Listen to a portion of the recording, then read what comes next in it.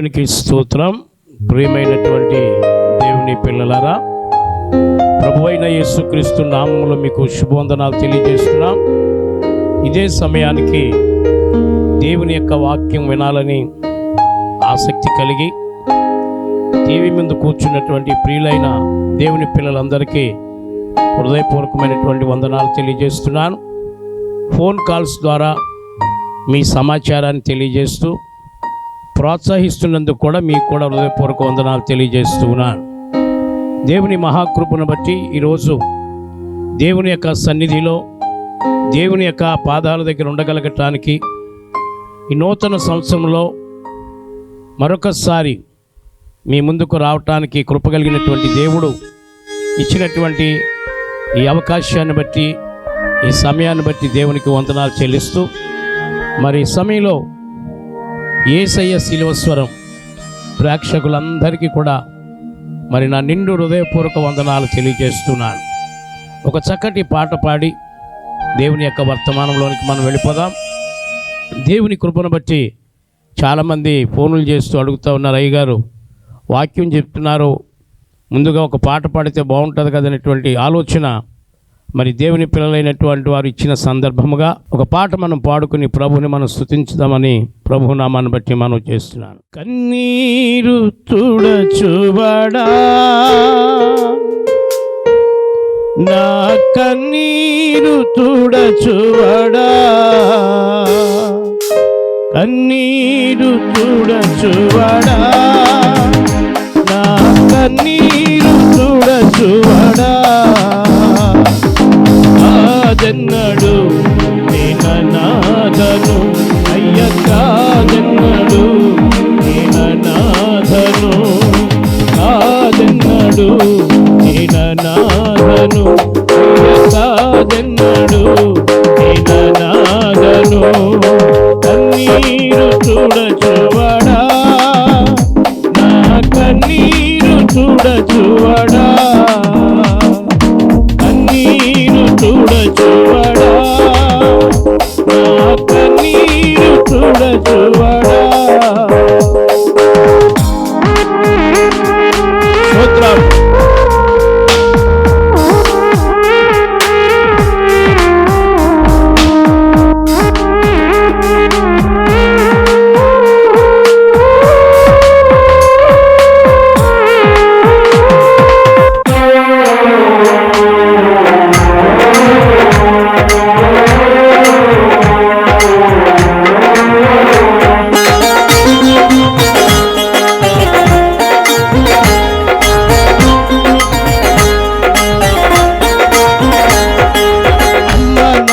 దూరమైనా ఆస్తులే నన్ను వెలివేసినా,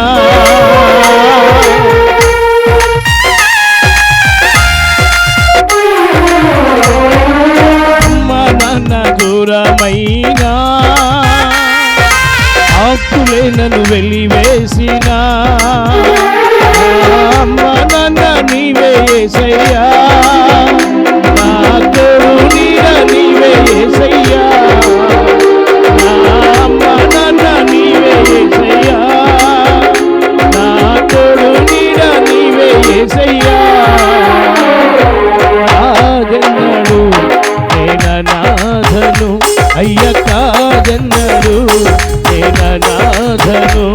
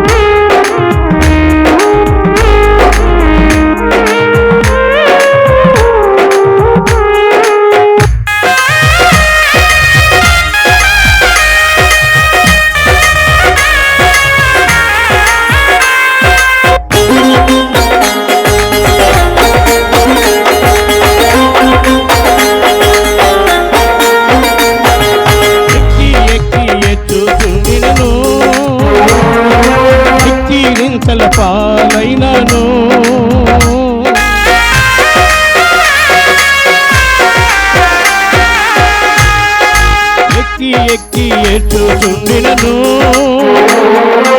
ఎక్కిరింతల పాలైనను, నా పక్షమున నిలచిన వాడా, నా ఓదార్పు నీవే యేసయ్యా, నా పక్షమున నిలచిన వాడా, నా ఓదార్పు నీవే యేసయ్యా. కాదన్నాడు నేననాదను, అయ్య కాదన్నాడు నేననాదను, కాదన్నాడు నేననాదను, అయ్య కాదన్నాడు నేననాదను. ప్రభునందు దేవుని పిల్లలారా, దేవుని యొక్క కృపను బట్టి 2వ దినవృత్తాంతాల గ్రంథాన్ని మనం చూసినప్పుడు అనేక విషయాలు మనకి కనబడుతూ ఉంటాయి. అలాగే ఈ మొదటి దినవృత్తాంతాల గ్రంథము 4వ అధ్యాయము 9వ వచ్చిన భాగాన్ని కూడా మనం చూసినట్లయితే ఇక్కడ ఒక వ్యక్తి కనబడుతూ ఉన్నాడు. ఎవరు ఆ వ్యక్తి, ఎవరు ఆయన అని మనం ఒకసారి ఆలోచన చేస్తే ఎబ్బేజు. ఎబ్బేజు అనగా దుఃఖపుత్రుడు. ఈ దుఃఖపుత్రుడు గురించి కొన్ని విషయాలు మనం నేర్చుకుందాం. ఈ దుఃఖపుత్రుడు ఎలాంటి వాడు, ఏ విధమైనటువంటి వాడు అనేటువంటి దాన్ని మనం ఆలోచన చేయాలి. దుఃఖపుత్రుడు దుఃఖముతో ప్రార్థన చేసేవాడు. ఎందుకంటే ఈ తల్లి ఇతన్ని పెట్టినటువంటి పేరు ఎబ్బేజు అని పేరు పెట్టిందంటే దుఃఖపుత్రుడని. ఆవిడ ప్రసవించే సమయానికి, పురుడు నొప్పులు వచ్చే సమయానికి చాలా బాధపడి అతన్ని కన్నది. కనిన తరువాత ఆవిడ మరణించినట్లుగా మనం చూస్తూ ఉన్నాం. అలా కన్నది, బిడ్డను చూసుకుంది, వెంటనే చనిపోయింది. అయితే చనిపోక ముందు ఒక పేరు పెట్టింది. వీడిని నేను వేదనతో దుఃఖముతో నేను కన్నాను కనుక వీడు దుఃఖపుత్రుడు అని పేరు పెట్టింది. అంటే ఎబ్బేజ్ అనే మాటకి దుఃఖపుత్రుడు. ఇతడు అన్నదమ్ములు కలిగినటువంటి వాడు. ఇతను మనం చూసుకుంటే నిరాలేనివాడు. ఇంకొక మాట చెప్పాలంటే ఎవరి సహాయము లేనివాడు. అన్నదమ్ములున్నా, కుటుంబీకులున్నా ఎవరి సహాయం కూడా ఇతడు పొందినటువంటి వాడు కానే కాదు. ఎందుకంటే ఒకవేళ మనకి బంధువులు ఉండొచ్చు, అన్నదమ్ములు ఉండొచ్చు, అక్క చెల్లెలు ఉండొచ్చు. మనము తల్లిదండ్రులు లేనప్పుడు ఒకవేళ వారి గృహాలకు వెళ్ళినప్పుడు 1 రోజు ఉండొచ్చు, 2 రోజులు ఉండనిస్తారు, 3వ రోజు అంటారు వెళ్ళిపోతావా ఉంటావా అని అడుగుతారు. సహజం. ప్రభువు అలాగనేవాడు కాదు. దిక్కులేని దీన దరిద్రుల వైపు, వారి ప్రార్థనల వైపు, వారి అవసరాలు తీర్చడానికి ఆయన చూస్తూ ఉన్నాడు. ఈరోజు ఈ వాక్యాన్ని వింటున్నటువంటి నా ప్రియ సహోదరి, సమస్యలలో, ఇబ్బందులలో, చిక్కులలో ఉండిపోయి ఎవరి సహాయం లేక, నిరాలేక, ఏ విధమైనటువంటి సహాయం అందక, ఏ స్థితిలో ఉండి నువ్వు బాధపడుతూ ఉన్నావు. కానీ ప్రభు మాట్లాడుతున్నారు ఈరోజు. నా ప్రియ సహోదరుడా, తండ్రులు లేరని బాధపడుతున్నావా? అన్నదమ్ముల యొక్క సహాయం అందటం లేదని బాధపడుతున్నావా? అక్క చెల్లెల యొక్క సహాయం అందటం లేదని బాధపడుతూ ఉన్నావా? ఈరోజు నీ బాధలన్నిటి నుంచి కూడా విడిపించగలిగినటువంటి దేవుడు, సమస్యల నుంచి విడిపించే దేవుడు ఒక ఆయన ఉన్నాడు. ఆయనే ప్రభు అయినటువంటి యేసుక్రీస్తు. ఆయన అంటున్నాడు, మత్తయి సువార్త 11వ అధ్యాయం 28వ వచనంలో మాట్లాడుతూ ఆయన తెలియజేస్తాడు, ప్రయాసపడి భారము మోసుకొనుచున్న సమస్త జనులారా నా యొద్దకు రండి, నేను మీకు విశ్రాంతిని కలుగు చేస్తాను, నెమ్మదిని కలుగు చేస్తాను, మీకు విశ్రాంతిని ఇస్తాను. మీకు కావలసినటువంటి రీతిలో నెమ్మది కలుగు చేసి మీకు విశ్రాంతిని ఇస్తాను, మీ ప్రాణములకు నెమ్మది కలుగు చేస్తాను, రండి నా యొద్దకు రండి అని చెప్పి తెలియజేస్తున్నాడు. ఆయన లోబడనల్లని ప్రజల వైపు దినమెల్లా చేతులు చాపి పిలుస్తూ ఉన్నాడు. నిన్ను రమ్మంటున్నాడు, రా నా దగ్గరికి అని పిలుస్తూ ఉన్నాడు. నిన్ను పోషించగలిగిన సమర్థుడు, నీకు భోజనం పెట్టగలిగినటువంటి సమర్థుడు, నీకు ఆరోగ్యం ఇవ్వగలిగినటువంటి సమర్థుడు, నిన్ను రక్షించి సంరక్షించి నిన్ను గొప్పవాడిగా చేయాలని, నిన్ను ధనవంతుడిగా చేయాలని, పరలోక రాజ్య వారసుడిగా చేయాలని చెప్పేసి ఆయన నీ వైపు చూచి చేతులు చాపుతూ ఉన్నాడు. వస్తావా ప్రభు దగ్గరికి, నెమ్మది పొందుకుంటా, విశ్రాంతి, నీ ప్రాణముకు నెమ్మది దొరుకుతుంది. భక్తుడైన దావీదంటే నా దాగు చోటు నీవే, ఆయన నమ్ముకున్నటువంటి బిడ్డలను పసుపెట్టే దేవుడు కాదు. ఆయన నమ్ముకున్నటువంటి బిడ్డలను విడిచిపెట్టే దేవుడు కాదు. సింహపు పిల్లలు లేమి గలవై ఆకలి గొనినను నన్ను ఆశ్రయించిన వారికి ఏ మేలు కొదువై ఉండదు అని చెప్పి తెలియజేస్తున్నాడు. అడవిలో ఉన్న సింహం ఒక రంకి వేస్తే దాని దగ్గరికి వచ్చి ఏ జంతువైనా నిలబడవలసిందే. అయితే అది ఆహారం తినగలిగే శక్తి కలిగింది. ప్రభు అంటాడు, నన్ను నమ్ముకున్న బిడ్డలను తండ్రి లేని వారికి నేను తండ్రిగా ఉంటాను, తల్లి లేని వారికి నేను తల్లిగా ఉంటాను. ఒకని తల్లి వారిని ఆదరించినట్లుగా నేను ఆదరిస్తాను, నేను వారిని పోషిస్తాను. ఈ సమయంలో నీతో ఆయన మాట్లాడుతున్నాడు. దుఃఖపడుతున్నావా? వేదనలో ఉన్నావా? శోధనలో ఉన్నావా? చనిపోవాలనుకుంటున్నావా? ఎందుకు ఈ బ్రతుకు అనుకుంటున్నావా? రా, యేసు ప్రభు నీకు తండ్రిగా తల్లిగా ఉండి నిన్ను సంరక్షించగలిగినటువంటి సమర్థుడు. ఒకని తల్లి వారిని ఆదరించినట్లుగా నేను వారిని ఆదరిస్తాను అని చెప్పి ఆయన తెలియజేస్తూ ఉన్నాడు. చాలా జాగ్రత్తగా ఆలోచన చేయవలసినటువంటి మాటని మనం చేస్తున్నాను.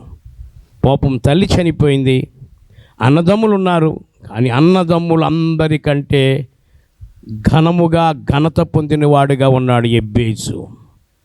ఎందుకు అలా జరిగింది? అందరికంటే ఎక్కువగా ఘనత పొందగలగటానికి గల కారణం ఏంటో తెలుసా?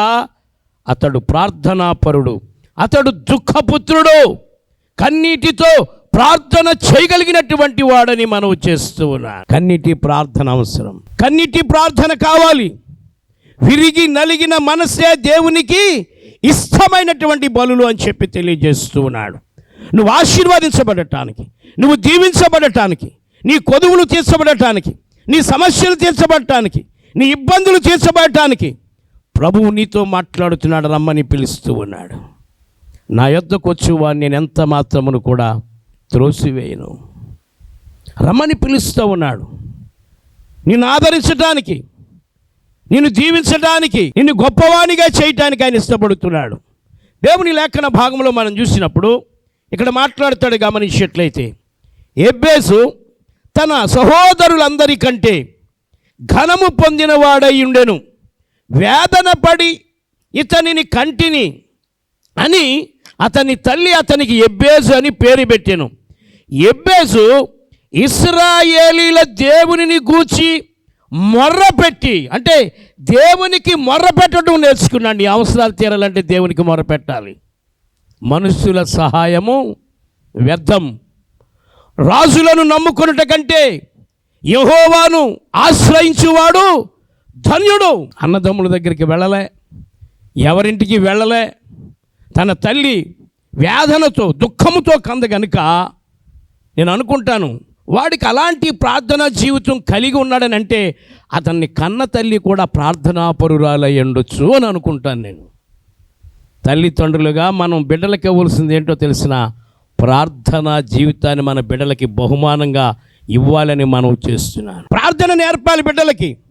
ప్రార్థన ఎలా చేయాలో, ఏ విధంగా చేయాలో, ఏ విధంగా దేవునికి మొరపెట్టాలో, ఏ విధంగా దేవునికి మొరపెడితే ప్రభువు సహాయం చేస్తాడో దాన్ని, ఎందుకంటే మన బిడ్డలకి నేర్పించేవారిగా ఉండాలని మనం చేస్తూ ఉన్నాను. ఎబ్బేసు తల్లి అతన్ని వేదనతో కంద గనుక దుఃఖపుత్రుడు అని పేరు పెట్టింది. ఏ పుత్రుడు? దుఃఖాన్ని కలిగించాడు. అతడు ఇశ్రాయేలీల దేవునిని గూర్చి మొర్రపెట్టడం నేర్చుకున్నాడు. మొర్రపెట్టడం అంటే ప్రార్థన చేయటం నేర్చుకున్నాడు. చాలామంది పాటలు పాడతారు, చాలామంది వాక్యాన్ని చదువుతారు, చాలామంది దేవుని సంధికి వచ్చి అన్ని రకాలుగా చక్కగా కూర్చుంటారు, కానీ ప్రార్థన మటుకు చేయలేరు. ప్రార్థన అనగా దేవునితో మాట్లాడుతూ, ప్రార్థన ప్రతి అవసరత కూడా తీర్చేదిగా ఉంది అని మనము చేస్తూ ఉన్నాం. నీ అవసరం తీరాలంటే నువ్వు ప్రార్థన చేయాలి. నీ సమస్యకి పరిష్కారం కావాలనంటే ప్రార్థన చేయాలి. నువ్వు దీవించబడాలనంటే ప్రార్థన చేయాలి. నువ్వు ఆశీర్వదించబడాలంటే ప్రార్థన చేయాలి. నువ్వు పరీక్షల్లో పాస్ అవ్వాలనంటే ప్రార్థన చేయాలి. ఒక ఇల్లు కట్టాలనంటే ప్రార్థన చేయాలి. ఒక వ్యాధి పోవాలనంటే ప్రార్థన చేయాలి. ప్రార్థనే. నేను సర్వ శరీరులకు దేవుడినై ఉన్నాను, నాకు అసాధ్యమైనది ఏమైనా ఉన్నదా అని అంటాడు ఆయన. భక్తుడు అంటాడు సర్వ శరీరులకు ఆయన దేవుడై ఉన్నాడని అంటాడు. నేను సర్వ శరీరులకు నేను దేవుడినై ఉన్నాను. ఇంకో భక్తుడు అంటాడు ప్రార్థన ఆలకించువాడు. ఎవరంట ఆయన? ప్రార్థన, నువ్వు ఎన్ని పాటలు పాడు మంచిదే, కానీ ప్రార్థన అవసరాలు తీర్చేది, ప్రార్థన జీవితాలను మార్చేది, ప్రార్థన హృదయాలను మార్చేది, ప్రార్థన బ్రతుకులను కట్టేది. ప్రార్థన ద్వారా అనేక కుటుంబాలు కట్టబడతాయి, దిక్కులేని దీన దరిద్రులకు అవసరాలు తీర్చబడతాయి. ప్రార్థన అనేటువంటిది దేవునికి ఇష్టము. ఆయన ప్రార్థన ఆలకించేటువంటి గొప్ప దేవుడని మనం చేస్తున్నాను. ఇశ్రాయేలు దేవుని గూర్చి మొర్రపెట్టడం నేర్చుకున్నాడు. ఒక మాట అడుగుతున్నాడు మొట్టమొదటిగా, నీవు నన్ను నిశ్చయముగా ఆశీర్వదించు అని అడుగుతున్నాడు. ఏమంటున్నాడు? ఆశీర్వదించు నన్ను అని అడుగుతున్నాడు. ఆశీర్వాదం కావాలంటే నువ్వు ఎవరిని అడగాలి? యెహోవా ఆశీర్వాదము ఐశ్వర్యం ఇచ్చును. ఆశీర్వాదం కావాలి. దేవుని దగ్గరికి వచ్చి ఒక దిక్కులేనాడు, ఒక అనాథ దేవుని సన్నిధిలో అడుగుతూ ఉన్నాడు. ఎవ్వరూ పట్టించుకోలేదు అతన్ని. దేవుని దగ్గరికి వచ్చాడు, దేవుని దగ్గర మొరపెడుతున్నాడు. దేవుడే నాకు సహాయకుడు, నా అమ్మ తర్వాత అమ్మ ఆయనే, నా తల్లిదండ్రుల తర్వాత ఆయనే నాకు దిక్కు, ఆయన దిక్కు నాకు చూసి నన్ను మొరపెడితే దేవుడు నన్ను ఆశీర్వాదిస్తాడు అనుకున్నాడు. ఇశ్రాయేలు దేవుని గురించి మొరపెడుతూ నీవు నన్ను నిశ్చయముగా ఆశీర్వదించు అని అడుగుతున్నాడు. మనం పరిశుద్ధ గ్రంథంలోనికి మనం వెళితే గనక ఆదికాండ గ్రంథములో ఒక వ్యక్తి మొరపెడతా ఉన్నాడు. ఆయన పేరు ఏంటో తెలిసిన యాకోబు. యబ్బోకు రేవు దగ్గర అడుగుతున్నాడు, నీవు నన్ను ఆశీర్వాదించు అని అడుగుతూ ఉన్నాడు. ఆశీర్వాదం అంటే బిడ్డలను ఇచ్చాడు, ఆయనకి అన్ని సౌఖ్యాలు ఇచ్చాడు, మందలనిచ్చాడు, ఏమీ లేనివాడిగా వెళ్ళాడు మేనమామ దగ్గరికి, అన్ని సౌఖ్యాలు ఇచ్చాడు, అన్నీ కలిగి ఉన్నాడు. కానీ యబ్బోకు రేవు దగ్గరికి వచ్చిన తర్వాత ఆ మందలు వెళ్ళిపోతూ ఉన్న భార్య పిల్లలు అందరూ కూడా వెళ్ళిపోతూ ఉన్నారు. ఆశీర్వాదించమని అడుగుతూ ఉన్నాడు. మనం ఆశీర్వాదం అని అనుకుంటే మనం ఆలోచన చేయాలి. మంచిదే, నేను కాదనన్ను. ప్రభు ఆశీర్వదించేవాడు. ఇల్లు ఒక ఆశీర్వాదం, ఇల్లు ఇవ్వటం, ఉద్యోగం ఒక ఆశీర్వాదం, బిడ్డలు ఇవ్వటం ఒక ఆశీర్వాదం. ఇవన్నీ కూడా ఆశీర్వాదాలే, దేవుని దగ్గర నుంచి వచ్చేవే. పరసంబంధమైనటువంటి జ్యోతిర్మయుడగు యేసు ప్రభు ద్వారా మనకి దీవెనలు అనుగ్రహించబడతాయి. భూ సంబంధమైన ఆశీర్వాదాలు ఉన్నాయి, పర సంబంధమైన ఆశీర్వాదాలు కూడా ఉన్నాయి. భూ సంబంధమైనటువంటి ఆశీర్వాదం మనం బ్రతకటం కొరకే, కానీ పర సంబంధమైనటువంటి దీవెన నిత్యము ప్రభుతో గడపటానికి. నిత్యానందము, నిత్య సంతోషం, ఆకలి దప్పుడు లేనటువంటి రాజ్యం అది. ప్రభుని మహిమపరుస్తూ, ప్రభుని స్తుతిస్తూ మనం ముందుకు కొనసాగవలసినటువంటి వారమని మనం చేస్తున్నాను. ఈ దిక్కు లేనటువంటి వాడు ఎవరి దగ్గరికి వెళ్ళలేదు, దేవుని దగ్గరికి వచ్చి మొరపెట్టడం నేర్చుకుని నిత్యముగా నీవు నన్ను ఆశీర్వదించి అడుగుతున్నాడు. యాకోబు కూడా అడిగాడు, నిత్యముగా నీవు నన్ను ఆశీర్వదించవయ్యా అని అడిగాడు. నీ పేరేంటి అని అన్నాడు. తెల్లవారిపోతుంది, తెల్లవారులు అడుగుతానే ఉన్నా నీవు నన్ను ఆశీర్వదించమని. నీ పేరేంటనంటే నా పేరు యాకోబు అని అన్నాడు.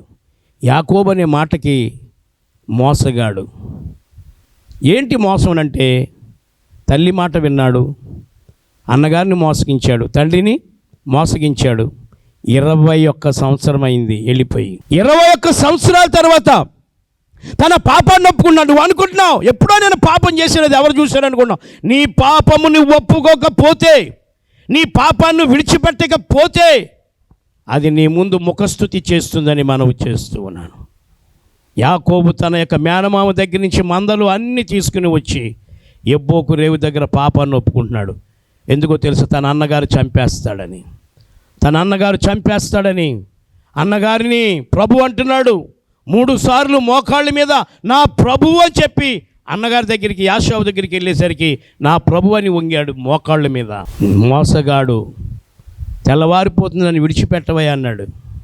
నువ్వు నన్ను ఆశీర్వదించితేనే కానీ, ఈవేళ అన్ని సౌఖ్యాలు కలిగినవి ఆశీర్వాదాలు అనుకుంటున్నాడు. ఈవేళ సోదరుడా, సోదరి, భూ సంబంధమైనవి బ్రతకటానికి తప్ప పర సంబంధమైనవి మనం జీవించటానికి, పర సంబంధమైన ఆశీర్వాదాలు పొందాలంటే నువ్వు మారు మనసు పొందాలి. నీ పాప జీవితాన్ని విడిచిపెట్టాలి, నీ హృదయాన్ని కడుక్కోవాలి, నీ హృదయాన్ని శుద్ధి చేసుకోవాలి, నీ హృదయంలో ఉన్న పాపమంతా కూడా విడిచిపెట్టగలిగి ఉండాలని ప్రభు నామాన్ని బట్టి మనం చేస్తున్నాం. ప్రభు మనుషుల యొక్క పై రూపం లక్ష్య పెట్టేవాడు కాదు, హృదయాంతరంగములను చూచేవాడు. యాకోబు యొక్క హృదయం ప్రభు దగ్గర కుమ్మరించి రాత్రి పశ్చాత్తాపడ్డాడు. నేను మోసగన్నయ్యా, తన పాపం ఒప్పుకున్నాడు. చాలామంది నేను పాపనని అంటారు కానీ ఆ పాపం ఒప్పుకోరు. ప్రభువా నేను సినిమాలు చూస్తున్నాను ప్రభువా నన్ను క్షమించి అంటారు, కానీ ఆ సినిమాను మానరు. ప్రభువా నేను వ్యభిచారిని ప్రభు అంటారు, కానీ వ్యభిచారం మానరు. మానేయాలి, విడిచిపెడతాను. అతిక్రమలను దాచిపెట్టేవాడు వర్ధిల్లుడు, కానీ వాటిని ఒప్పుకొని విడిచిపెట్టేవాడు కనికరము. సామెతల గ్రంథం 28వ అధ్యాయం 13వ వచనంలో మాట్లాడతాడు. నీ హృదయాన్ని కడుక్కోవాలి, శుద్ధి చేసుకోవాలి. పాపాన్ని ఒప్పుకున్నాడు, ప్రభు దగ్గర పశ్చాత్తాపడ్డాడు. అయ్యా నా అన్నగారిని, నా తండ్రిని మోసం చేసి నేను వెళ్ళిపోయాను, దూరంగా వెళ్ళిపోయాను. నేను నా తండ్రికి కండ్లు కనపడకపోతే నేనే ఆ యాషావునని చెప్పి నా తల్లి చెప్పినట్లుగా వెళ్ళి ఆ మేక చర్మము కప్పుకుని వెళ్ళాడు. కానీ యాకోబు అంటున్నాడు, తడిమి చూస్తే యాషావే, కానీ స్వరము చూస్తే యాకోబుదే అని చెప్పి అన్నాడు. ఏం మాట్లాడుతున్నావు దేవుని దగ్గరికి వచ్చి? లోపల పాపం పెట్టుకుని పైకి వేషం వేసుకుని ఒకవేళ నువ్వు ప్రార్థన చేస్తున్నావేమో, ఏదో ఒక రోజు నువ్వు పట్టబడక మానవుని మనవి చేస్తున్నావు. యాకోబు పాపాన్ని ఒప్పుకున్న తర్వాత ఆ రాత్రి తెల్లవారిపోతున్న దాన్ని విడిచిపెట్టు. నీ పేరేంటంటే యాకోబు అనగా తొడగూడి వసిలిపోయిన తొడ మీద ఒక్క గుద్దు గుద్దాడు, అయినా విడిచిపెట్టలేదు. అప్పుడు అంటున్నాడు, నువ్వు దేవునితోనూ మనుషులతోనూ పోరాడి గెలిచావు గనక నీ పేరు యాకోబు కాదు, నీ పేరు ఇశ్రాయేలు అని అన్నాడు. దేవునికి స్తోత్రం. నా ప్రియమైన సోదరి, నీ హృదయాన్ని దేవుని దగ్గర కుమ్మరించాలి. నీ హృదయాన్ని ప్రభు దగ్గర కుమ్మరించాలి. నీ హృదయాన్ని చూసే దేవుడైనా నీ పాపం ఒప్పుకోకపోతే నీకు ఆశీర్వాదం ఉండదు. భూలోకంలో ఎన్నో నువ్వు కలిగి ఉండొచ్చు, కానీ కడకొచ్చేసరికి పరలోకంలో నీ యొక్క పేరు జీవగ్రంథంలో లేకపోతే శ్రమలు పాలవుతావు. పరలోక సంబంధమైన ఆశీర్వాదం ఉండదు అని మనం చేస్తున్నాను. ఇక్కడ చూసినట్లయితే ఆశీర్వాదించమని అడిగాడు ఒక మాట, రెండో మాట అన్నాడు. గమనించినట్లయితే ఏం మాట చెప్పాడో తెలుసు. ఒకసారి మనం చూసినట్లయితే దేవుని కృపను బట్టి నా సరిహద్దులు విశాలపరచు అని అన్నాడు. ఏంటండి సరిహద్దులు? నీది గుడిసే కావచ్చు. ఈనాడు ఎంతమంది చక్కటి గృహాలు కట్టుకుంటున్నాడు. నీ సరిహద్దులు విశాలపరిచేవాడుగా ఉన్నాడు. ఏమండి సరిహద్దులు విశాలపరచు అన్నాడు. మూడో మాట అంటున్నాడు, నీ చెయ్యి నాకు తోడుగా ఉంచు అని చెప్తూ ఉన్నాడు. ఏ కీడు రాకుండా, ఏ కీడు తాకకుండా, ఎవరి చేతిలో నాకు అవసరంలే, నీ చెయ్యి నాకు తోడుగా ఉంటే చాలు. నెహెమ్యా బబులోను దేశాన్ని నుంచి యెరూషలేముకు రావటానికి దేవుని హస్తము నెహెమ్యాకి తోడుగా ఉండి నడిపించినట్లుగా మనం చూస్తున్నాం. యెహోవా హస్తము సాహస కార్యములను చేయను, ఆయన దక్షిణ హస్తము ఆదుకునేదిగా ఉందని మనం చేస్తూ ఉన్నాను. తన చేయి చాపి ఉంచాలని ఎబ్బేజు కోరుకున్నాడు. ఈరోజు మనం ఏం కోరుకుంటున్నాం? నన్ను ఆశీర్వదించమని అన్నాడు. నా సరిహద్దులు విశాలపరచు అని చెప్పేసి అని తెలియజేశాడు. గమనించినట్లయితే నీ చెయ్యి నాకు తోడుగా ఉంచు అని అన్నాడు. నాకు ఏ కీడు రాకుండా దానిలో నుండి నన్ను తప్పించుమని ప్రార్థింపగా దేవుడు అతని మనవి చేసిన దానిని అతనికి దయచేసాను. ఏది అడిగాడో అది దయచేశాడు. ఈరోజు నీ ప్రార్థన ఎలాగుంది? నీవేం ప్రార్థన చేస్తున్నావు? నీ యొక్క ప్రార్థనకి ఒక బుడ్డి ఉందని నీకు తెలుసా? నువ్వు ఎన్నిసార్లు దేవుని సంధికి వచ్చి నువ్వు ప్రార్థన చేస్తూ ఉన్నావు, ఎన్నిసార్లు దేవుని సంధికి వచ్చి నువ్వు మొరపెడుతూ ఉన్నావు. గమనించినట్లయితే దేవుని లేఖన భాగంలో మనం చూసినప్పుడు కృప కలిగినటువంటి దేవుడు ఇక్కడ మాట్లాడు 56వ కీర్తన 8వ చరణంలో మాట్లాడతాడు. నా సంచారములను నీవు లెక్కించి ఉన్నావు, నా కన్నీళ్లు నీ బుడ్డులో ఉంచబడి ఉన్నవి, అవి నీ కవిలలో కనబడును కదా అని. నీ కన్నీళ్ళకి ఒక బుడ్డు పెట్టాడట. దేవునికి స్తోత్రం. సోదరి సోదరుడా, కన్నీటి ప్రార్థనకి జవాబు ఇచ్చేవాడుకున్నాడు. విరిగి నలిగిన మనస్సే దేవునికి ఇష్టమైన బలులు. కన్నీరు కార్చాలి. కన్నీరు కారుస్తున్నావా? కన్నీటి ప్రార్థన ఉందా? కన్నీటి ప్రార్థన ద్వారా అనేక అద్భుత కార్యాలు జరిగినట్లుగా పరిశుద్ధ గ్రంథంలో మనం చూస్తూ ఉన్నాం. ఎబ్బేజు దుఃఖపుత్రుడు కన్నీరు కార్చాడు, ఉపవాసం ఉన్నాడు, దేవుని దగ్గర అడిగాడు, ఆశీర్వదించమన్నాడు, సరిహద్దులు విశాలపరచమన్నాడు, నీ చెయ్యి నాకు తోడుగా ఉంచు అని అన్నాడు. ఏ కీడు రాకుండా నన్ను కాపాడు అని చెప్పి తెలియజేశాడు. ఏది అడిగితే అది దయచేశాడు. ఈరోజు కూడా నువ్వేమడిగితే అది దయచేయటానికి సిద్ధంగా ఉన్నాడు. అడిగే ముందు నీ హృదయాన్ని దేవునికి ఇవ్వాలి. అడిగే ముందు నీ హృదయంలో దేవునికి చోటు ఇవ్వాలి. అప్పుడే ప్రభు నిన్ను ఆశీర్వదించేవాడుగా ఉంటాడని మనవి చేస్తూ ఉన్నాను. కాబట్టి నువ్వు కూడా ఎబ్బేసులాగా ఆశీర్వదించబడాలనుకుంటున్నావా? నువ్వు అడిగిందల్లా పొందుకోవాలని అనుకుంటున్నావా? ప్రభు నీకు సహాయం చేసేవాడుగా ఉన్నాడు. ప్రార్థన చేసుకుందాం. కళ్ళు మూసుకోండి. మహాపరిశుద్ధుడు అయిన తండ్రి, నీ పరిశుద్ధ నామమునకు స్తోత్రం. ప్రభువా, ఎబ్బేసు నీ పాదాల దగ్గర మనవి చేసుకునగలగటానికి అయ్యా నీ కృపను మీరు చూపి నాయన సహాయం చేశావు. దుఃఖపుత్రుడిగా, వేదన పుత్రుడిగా తాను కన్నీరు కాచి నీ పాదాల దగ్గర మనవి చేసుకున్నాడు. నాయన ఏమడిగాడో వాటిని మీరు దయచేశారు దేవా, నీకు వందనాలు. అడుగుడు ఇయ్యబడును, వెదకుడు దొరుకును, తట్టుడు తీయబడునని మీరు సెలవిచ్చినటువంటి రీతిగా ఇదిగో ఇక సమయంలో ప్రార్థన చేస్తున్నాను. ఈ టీవీ ముందున్న కూర్చున్నటువంటి వారు ఈ వాక్యాన్ని వింటూ ఉండగా వారి హృదయాల్లో కార్యాన్ని జరిగిస్తూ ఉన్నాం. ఒక దిక్కులేని కుర్రోడిని ప్రార్థన విని ఏమడిగితే అది దయచేశావు నాయన. ఏది అడిగాడో దానికి సమాధానం ఇచ్చావు. నీవు కూడా మా ప్రార్థనలకి సమాధానం ఇవ్వటానికి మీరు ఇష్టపడుతూ ఉన్నారు. ప్రభువా, ఈ సమయంలో నాయన టీవీ ముందున్న కూర్చున్నటువంటి బిడ్డలు, ఎవరైనా దిక్కులేని బిడ్డలు ఉంటే వారిని మీరు ఆదరించేవాడిగా ఉన్నావు నాయన. ఎవరైతే ప్రభా సమస్యలో ఉన్నారు, అప్పులలో ఉన్నారు, వేదనలో ఉన్నారు, దుఃఖములో ఉన్నారు, వారి యొక్క నాయన అప్పులన్నీ యేసు నామములో తీర్చబడునుగాక. నాయన చదువుకునే బిడ్డలు జ్ఞానం లేక ఒకవేళ ఇబ్బంది పడుతున్నారేమో, అలాంటి బిడ్డలు ఈ టీవీ ముందు కూర్చున్నారేమో, యేసుక్రీస్తు నామములో వారికి కావలసిన జ్ఞానమును దయచేయమని ప్రార్థన చేస్తున్నాను. అయ్యా, వివాహాలు కాక దుఃఖముతో ఉండి తల్లిదండ్రులు లేని వారుగా మేము ఇలాగే ఉండిపోవాలా, మేము ఇలాగే ఉండి చనిపోవాలా, మేము ఇలాగే బాధపడాలని అనుకుంటున్నటువంటి వారు ఎవరైతే నాయన ఈ టీవీ ముందు కూర్చున్నారో, యేసు నామములో వారి ప్రతి అవసరత తీర్చబడునుగాక. నాయన నీ రెక్కలను చాపి దర్శించి బలపరచండి. వ్యాధులతో బాధలతో సతమతమైపోతూ వారి యొక్క జీవితాలు నాయన దుఃఖాక్రాంతముగా ఉండి, వేదనలో ఉండి, సమస్యల్లో ఉండి, కృంగిన స్థితిలో ఉంటే గనక ఇప్పుడే యేసుక్రీస్తు నామములో వారి యొక్క వేదనంతా తొలగిపోవునుగాక. ప్రతి వ్యాధి యేసు నామములో నాయన వారిని విడిచి పొమ్మని ఆజ్ఞాపిస్తున్నా. యేసు నామములో వారికి స్వస్థతను దయచేయి. వారి బ్రతుకుల్లో నెమ్మది అనుగ్రహించి సహాయం చేసి దీవెన దయచేయమని యేసు నామములో ప్రార్థించి వేడుకొనుచున్నాము తండ్రి. ఆమేన్. God bless you. దేవుడు మిమ్మల్ని దీవించుగాక.